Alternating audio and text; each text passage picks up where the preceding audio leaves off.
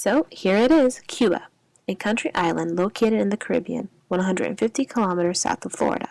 Compared to a familiar U.S. state, it is slightly smaller than Pennsylvania, but is considered the largest country in the Caribbean. Cuba's climate is tropical, and its terrain is mostly flat. It has a population just above 11 million. And we get into Cuba's history. In January 1959, Fidel Castro led the communist revolution with Che Guevara, and the rebel army overthrows President Fulgencio Batista of Spain. Almost 2 years later, Cuba aligns itself with Russia communism and adopts government lifestyles. If U.S. tried to intervene, the U.S. would induce war with the Soviet Union.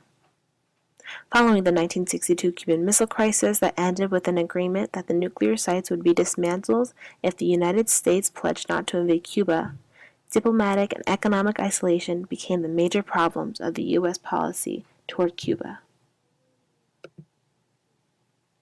So, what exactly is their biggest problem? That's right, you got it, isolation. In recent times, their independence in the form of isolationism from some parts of the world, mainly the U.S., they have struggled with poverty, unequal treatment for those oppressed in communist Cuba, and economic inequality. It has caused the entire country to suffer, resulting in very limited communication with the rest of the world.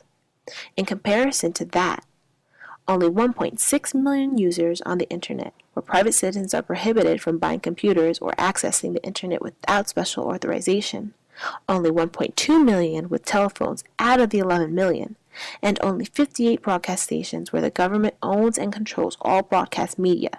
Private ownership of electronic media is prohibited.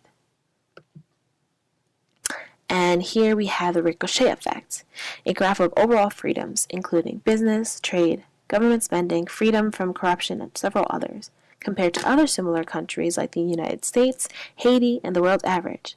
I took the percentage of Cuba's freedoms and averaged them over the past 15 years. And this graph goes to show how the isolation and limited communication has affected the rest of the economy and society in Cuba. We see here that Cuba is just 30%, whereas the United States, Haiti, and the rest of the world are over 45%.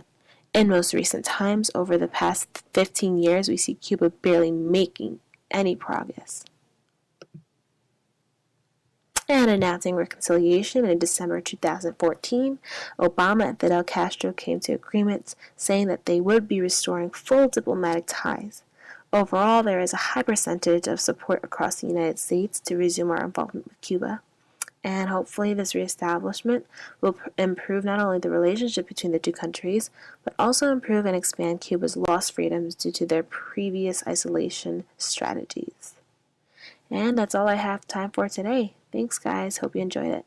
Created using Powtoon.